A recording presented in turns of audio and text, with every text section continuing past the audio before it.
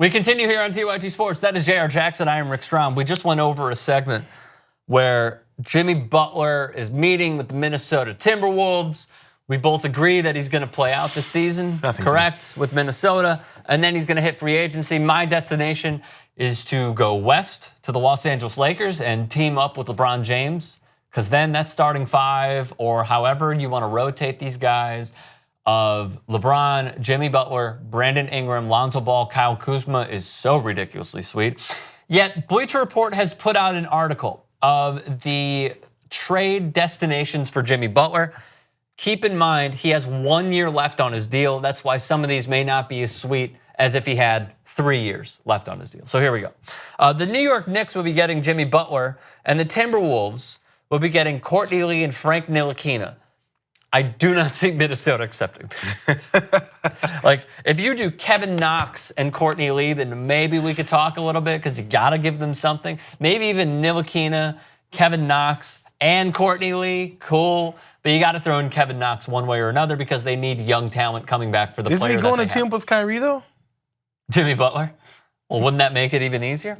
All righty, moving forward. The Los Angeles Lakers would get Jimmy Butler, and the Timberwolves will be getting Kyle Kuzma, Josh Hart, and KCP. KCP on a 1 year deal. Getting Kuzma, I think, is a no. I do believe, though, that if they wanted to throw in another different Los Angeles Laker, it could be done. I just think they value Kyle Kuzma way too much. Kyle Kuzma's in a rough situation, because he's one of those guys that has value. You can tell. He's a scorer, and he's a young, energetic guy. He's a good guy to help be a part of something. Right. So, but also, if you're on a team like the Lakers where there's lots of parts, you're good enough to be a bargaining chip. So it's one of those situations where you're not getting traded just because you're kind of okay. It's because you're good. Right. And then they're trying to make sure there's something to sweeten the deal that's of value. And you're that guy. It kind of stinks to be in that position. Like, you're not an all-star. That's the life of a but if you're an all-star, you kind of have more security to it. If you're just a guy who's a lot of promise, which is great to be in that position when you're, 23, 24 years old. It's great to be in that position, but it's not great to be in that position. Especially when you're with the Los Angeles Lakers, which is a dream franchise for most athletes. Okay, another one. The Philadelphia 76ers would get Jimmy Butler. The Timberwolves would get Dario Saric, Bob Covington, Mike Muscala. Again, not sweet enough. You would have to throw in Zaire Smith. You'd have to throw in another young talent.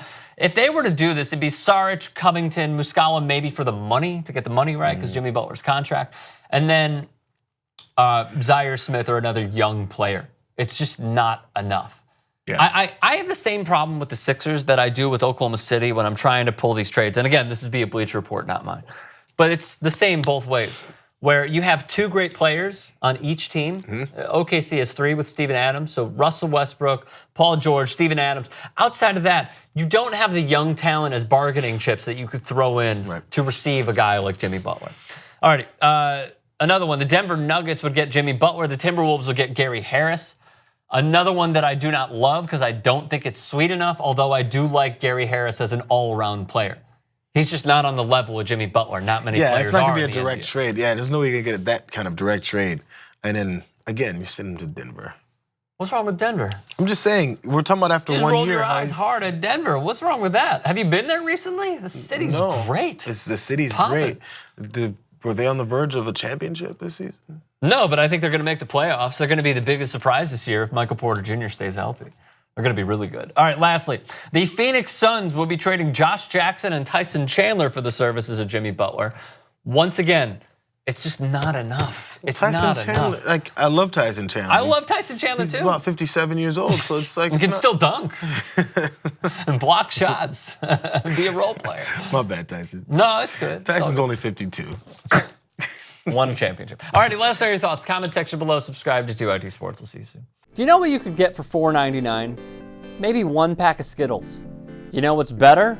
A lot of content. So download the TYT app, available on iOS and Android.